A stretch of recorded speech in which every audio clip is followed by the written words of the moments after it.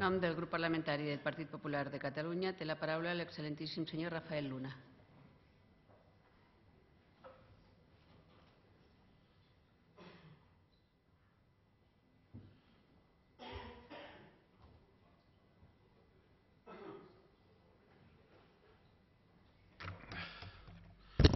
Senyora presidenta, diputats i diputades, avui debatim el projecte de llei de modificació del text refós de la Llei de Protecció dels Animals, aprovat per decret legislatiu 2/2008 del 15 d'abril i d'establiment d'un règim provisional de captura en viu i possessió d'ocells fringíl·lids per a cria en captivitat adreçat a l'activitat tradicional del cant durant l'any 2011. Aquesta és l'entrada. Jo també voldria aprofitar per saludar a totes les societats i associacions que avui ens acompanyen en aquest Parlament a la presentació a tràmit d'aquest projecte de llei.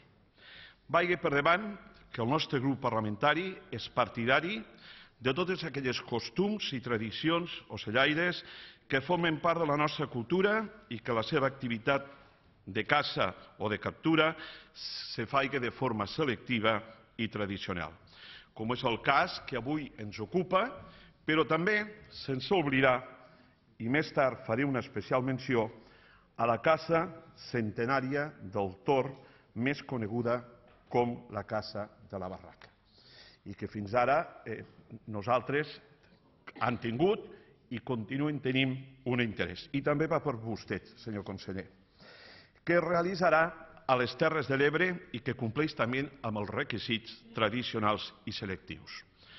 Avui debatrem la presa en consideració d'aquest projecte de llei per donar una resposta definitiva a la situació que ens troben centenars de societats ocellaires de Catalunya i que ja avanço, el nostre grup votarà favorablement en defensa d'aquesta activitat, que no vol dir que en el debat final de prosperar la presa de consideració el nostre vot sigui també positiu. I per què ho dic? Perquè, en primer lloc, la nostra conformitat en la modificació del text refós de la Llei de Protecció als Animals i molt especialment al seu article 9, que permet l'activitat de captures d'ocells fringíl·lids com són els pinsans, passarells, caderneres i verdums, però també és ben cert que si el nostre grup parlamentari acceptés el text tal com se'ns presenta, condenaríem injustament que es pogués capturar els tords a les Terres de l'Ebre, és a dir, la caça de la barraca amb vesc. Dit això, diputats i diputades, es podran preguntar quin és el motiu per al qual nosaltres no hem presentat una esmena a la totalitat d'aquest projecte. La resposta és ben senzilla, perquè aquest projecte ens dona la possibilitat, l'oportunitat de poder presentar una esmena a l'article 9 de la Llei de Protecció dels Animals perquè la captura del tord, és a dir, la caça de la barraca, pugui gaudir de la mateixa legalitat que es pretén amb aquest projecte de llei amb els fringíl·lids. Aquest fet es basa en els següents motius. En primer lloc, ja ha quedat palesa que és el motiu de la igualtat realment de condicions en dues activitats que tenen dos conceptes per mi comuns, que és la selectivitat i és un fet tradicional. Per tant, estem defensant dues coses que tenen un principi conjunt. També la coincidència de totes les formacions polítiques de les Terres de l'Ebre amb representació al Parlament en el fet de defensar la caça de la barraca. Clar està amb la salvetat d'aquells que tenen dos discursos diferents, un al territori i un altre en aquest Parlament. No és prou coherent dir una cosa al territori per contentar els votants del territori i un altre diferent vindre aquí al Parlament, com ha fet algun grup, a defensar un altre votant, que són els ecologistes. Miri, la veritat, senyor Boada, jo tinc d'agrair que un diputat del seu grup, que ha estat diputat del seu grup, que ha estat alcalde del municipi de la Sénia, que ha estat director territorial de Medi Ambient de les Terres de l'Ebre, hagi sigut un defensor tant d'aquesta casa que vostè sap que ha estat imputat per això. Per tant, facin el mateix discurs allà baix que el mateix discurs que es fa aquí a dalt, perquè si no és un discurs diferent. I vostès el que fan això és tindre una poca coherència amb el que diuen i defensen a un lloc i a un altre. Un altre, també el senyor Boada deia que no existia cap informe. Senyor Boada, existeix un estudi realitzat pel govern de la Generalitat quan vostès governaven. Un informe científic que garanteix realment precisament els conceptes de selectivitat i els conceptes tradicionals, però més de selectivitat, del que és el torn.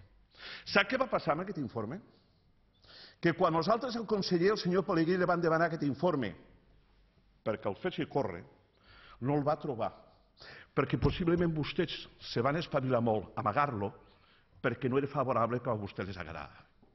I se'l van fer arribar al senyor conseller i hi ha un compromís per part del senyor conseller que aquest informe vagi al Ministeri de Medi Ambient i a Brussel·les per defensar-lo. I nosaltres ens creiem realment amb aquest compromís que ell en comissió va tindre. Per tant, és un camí que s'obreix important i amb un informe important i amb una col·laboració del conseller que jo agraeixo profundament i que la gent de les Terres de l'Ebre així s'ho farà. Com va recordar el nostre diputat Joan Bertomeu de les Terres de l'Ebre en aquesta càmera quan se va debatir el control del decret llei 2/2011 del 15 de novembre per el qual es modifica el text refós, ell parlava inclús que podria ser millor que tornéssim una altra vegada al redactat inicial de l'article 9. I ho deia realment perquè l'article 9, recordo que diu que es prohibeix l'ús de coles i substàncies enganxoses com a mètode per controlar animals vertebrats, excepte l'ús del bes. Prèvia autorització excepcional del Departament de Medi Ambient en condicions estrictament controlades de forma selectiva i de petites quantitats d'ocells per a la captura del tord i la captura en viu d'ocells per a la d'ocells. Aquest és el redactat que mai, al nostre criteri, hagués tingut que canviar-se. Mai. Entre els motius més importants, el seu ajust a la legislatura europea i nacional. Vull concloure reiterant el nostre vot favorable a aquest projecte de llei, el nostre vot favorable a l'activitat realment ocellaire que s'està fent i el que s'està demanant, i també demano a totes les societats i associacions que també tinguen la solidaritat de defensar un altre tipus també de caça, que és les de les Terres de l'Ebre. La primera és defensar la captura en viu i la possessió d'ocells fringíl·lids, que és el que acabo de dir, i per segona, que aquest projecte de llei se nos dona aquesta possibilitat de continuar lluitant per la caça de la barraca amb bes a les Terres de l'Ebre i que avui més que mai la força de l'estudi científic de la Generalitat de Catalunya i de compromisos del seu conseller d'Agricultura faran que sigui possible.